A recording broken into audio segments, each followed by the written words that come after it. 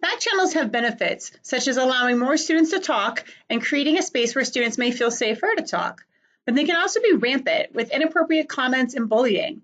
So should you use a back channel in classroom discussions to support interactive learning? That's what we're talking about right now. Hi everyone, I'm Lee Hall from Literacy Teachers, and I'm all about giving you the tools you need to inspire, motivate, and change how your students read and write for academic success. If you're new here, make sure you hit the subscribe button so that you get new notifications as I put out new videos each week. So in this video, we're talking about if you should use a back channel to support classroom discussions and interactive learning. Now, I assume at this point, most of you are familiar with what a back channel is, but if you're not, today's Meets is a really good example that you can look at. And the idea is that, a back channel allows students to have a conversation going on in the background online while something else is taking place. So right now, while I'm doing this video, there could be somebody that we could have a back channel running where people are asking questions, leaving comments, putting in additional resources, etc., related to what I'm talking about, okay? And the nice thing about that is, in any discussion, we don't always get to say everything that we want to say. We don't always get to ask all the questions we want to ask. We don't always get to share good information and resources because there's only so much time and space, right, in a face-to-face discussion. But in a back channel, you can do all those things however much you want to, right? So it can end up providing voice to students who might not always talk or who might be hesitant to talk, who might be shy, speaking in front of their peers, who might feel more comfortable writing down and putting their questions, ideas, etc., into a back channel. The other nice thing about a back channel is that as the teacher, it's not your responsibility to address everything that goes into the back channel, but it becomes a community responsibility to think about how ideas get listened to, how questions get answered, and who's sharing resources and how those might be used, okay? So those are all good reasons to use a back channel.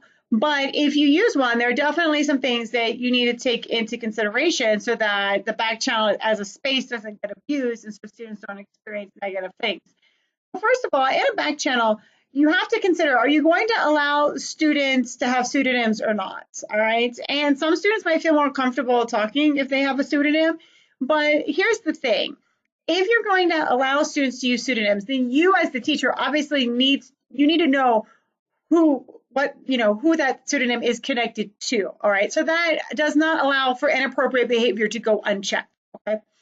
So that way, if somebody is bullying, leaving inappropriate comments, saying rude things, even if it's a pseudonym, you know who to go talk to, all right? And we all know that on the internet, when you have no accountability and you have anonymity, that bad behavior is really rampant and it's really easy to get away with because there's nobody to hold you accountable.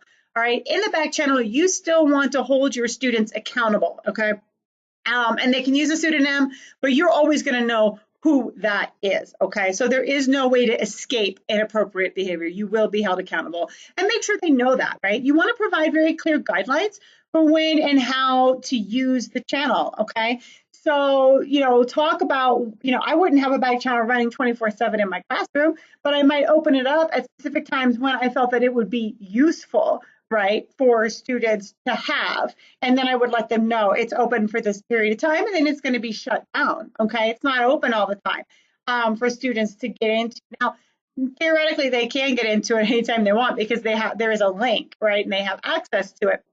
But I would be directing them to use it during very specific portions of class time. And then as an instructor, I would be stopping periodically to look at what's on the back channel and pull out a couple of things, right? As a teacher, I might do that. I might say, here's a really interesting question, let's talk about it. Or here's a statement that somebody made, let's talk about it.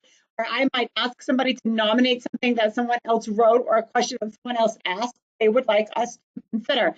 So the back channel is not an unchecked discussion. It needs to be used in very mindful and purposeful ways in order for it to truly support interactive learning. All right, so thanks for watching, and don't forget to subscribe so you can catch all of my videos. And while you're at it, let me know in the comments, do you use back channels? And do you have questions about back channels? What kinds of struggles have you, run into?